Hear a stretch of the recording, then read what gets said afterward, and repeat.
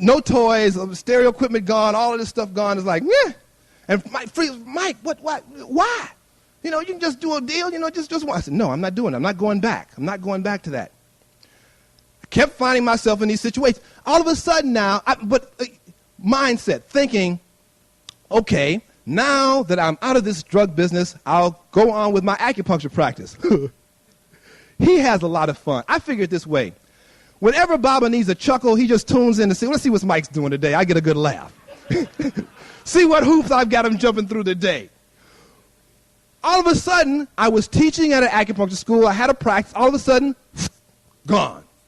Practice gone, teaching gone, gone. I couldn't get a job as a grocery clerk. Okay? Oh, no, you're overqualified. You know, get out of here. I'm like,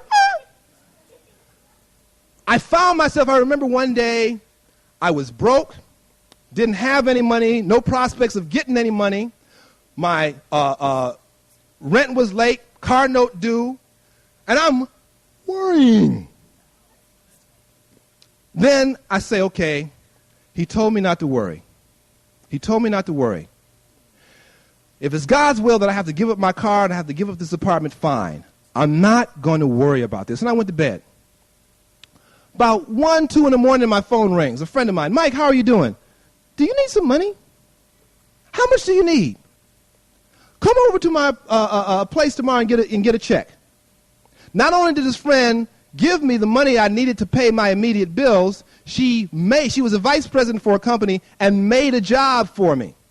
Now, that was another chuckle because the job was a janitor. And you're talking to someone who has never in his life liked to get dirty. You know? Physical labor. No. It's beneath me. Suddenly, I'm like, you know, and happy to do it. Yeah, thank you. Gee, thanks. And Baba kept putting me in these situations. Now, I'm going to jump because you'll have more of me tomorrow. Baba plays hardball. Okay? A friend of mine likes to say, Baba plays hardball. I'm going to jump to a trip, 1988. I have a friend of mine who was there. 1988. A group from Los Angeles is going to see Swami. This is a group of people who I know. They're friends of mine. I don't like being with groups. All right? I don't like being with groups. I'm your rustic individual type of guy. I don't want to do the group trip. And then, as you were alluding to with being how you get your ego squashed when you're an officer in a center, being with a group can also be a learning experience. Let us say. So I'm trying to do everything I can to avoid this group. So the day they're going, I find out the day they're going, I make my reservations for another day, a week later or something like that. And of course, they changed their reservations that happened to coincide with mine. So here we are traveling together, you know, we're hanging out together. Finally, they said, Mike, you should be in a group. Mike should be, okay, I'm in the group. Leave me alone. I'm in the group already. So we get there. Dave Lambert was also part of this group.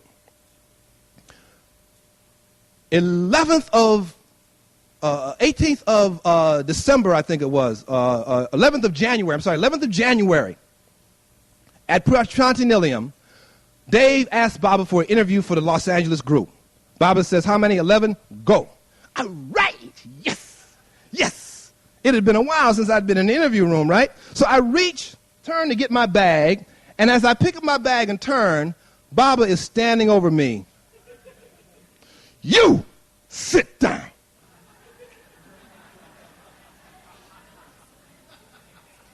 I was trying to get under the ground. And Dave and Philip Sloan and ladies from the group, they're all going up, and they didn't hear this exchange. They're like, Mike, come on. I'm like, I don't think so. I want to go, but I don't think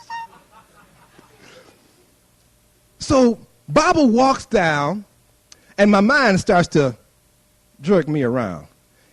He didn't mean you. He meant somebody else. Oh, yeah, that's right. He meant somebody. There was somebody else trying to get up behind me. He didn't mean me, not me. Good old devotee Mike, not me. So I start grabbing my stuff again and start getting up. Baba's talking to someone.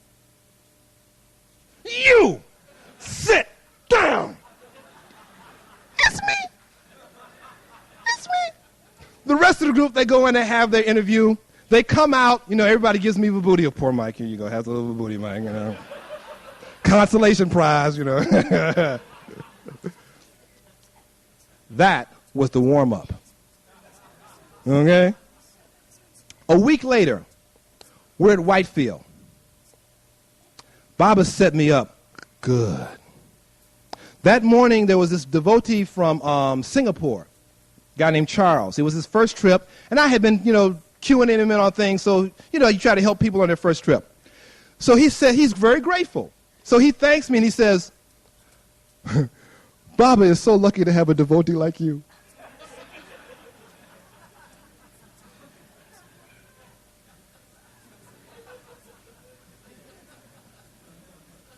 Trying to keep the head from, no. I am in one of the last lines to be called in. And as I walk into the darshan area, some friends of mine had saved me a seat, front row, right by the Krishna statue, where a Krishna statue used to be anyway. Prime real estate. We're talking, ooh, yeah. So I sit down there, all right. Baba's got to come past here. Yeah. And so some people, I've got some letters that some friends have asked me to give to Baba because Baba always takes letters from me. And then somebody behind me says, oh, Michael, ask Baba to bless this. You are so good friends with Baba. Yeah, sure, no problem.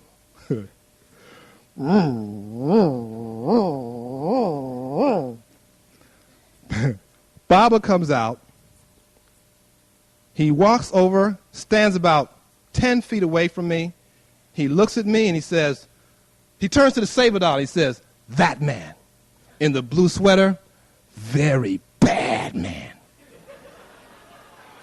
Bad man. Always with ladies. Don't let him on the compound. Now, you know how tight people up are in darshan, right? Especially on the front row, people are tight. All of a sudden, there was like space. People were like,